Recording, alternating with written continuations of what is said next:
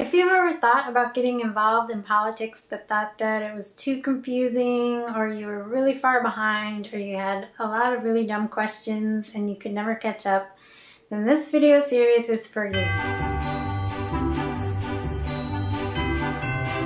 Over the last year, I've asked pretty much every dumb question I could think of, and I've put it all together in a video series that I thought would be helpful for people who want to get plugged in, who want to understand how everything works.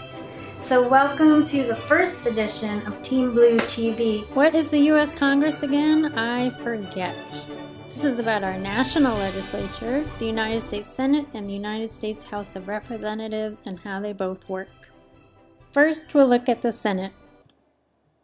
Every state gets 2 U.S. senators, so that makes it pretty simple. Senators serve a 6-year term, and they rotate with 1/3 being elected every 2 years.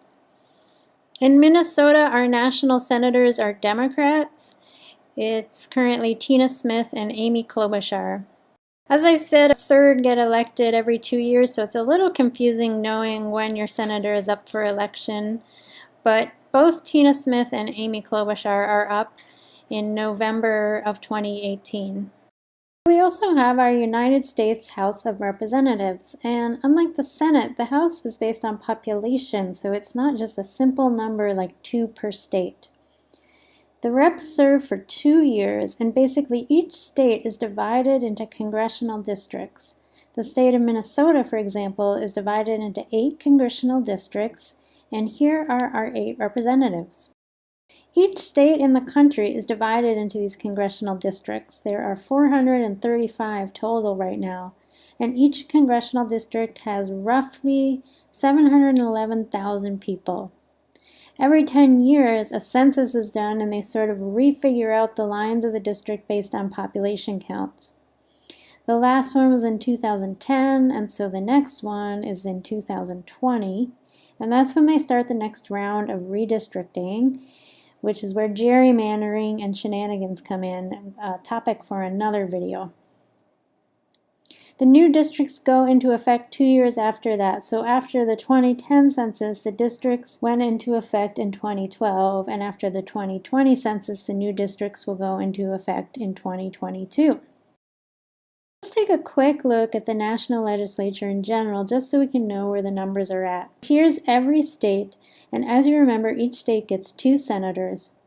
So if the state is all blue, it means there are 2 Democratic senators, and if it's red and blue, it means there's 1 Dem senator and 1 Republican.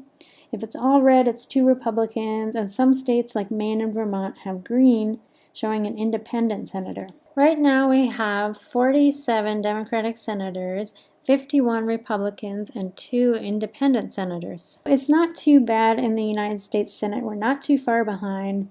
Texas looks like a giant red splotch, but it doesn't get any more senators than any other state.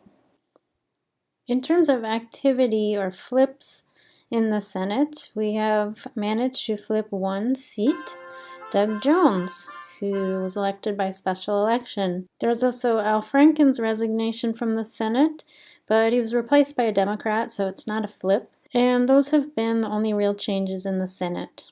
In terms of the House of Representatives at the national level, let's take a look at what's going on there.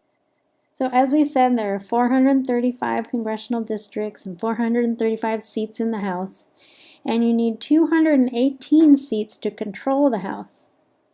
Right now we have 193 Democrats and 238 Republicans.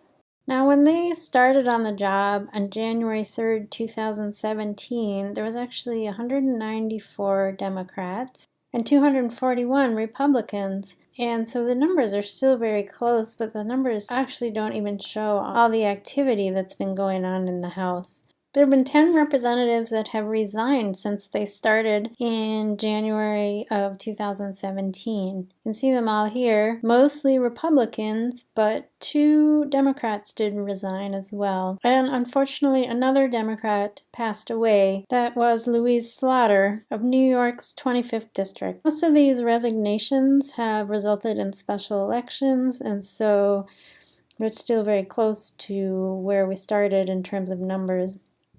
But there are 4 vacant seats right now, which is pretty interesting, especially in such a charged time. You'd think they'd get those filled up, but they have to follow the process for an election to those seats. So all those changes leave us with our current head count and 4 seats vacant. So the most important thing to realize is that the party that controls the United States Senate or the United States House of Reps controls which bills get heard.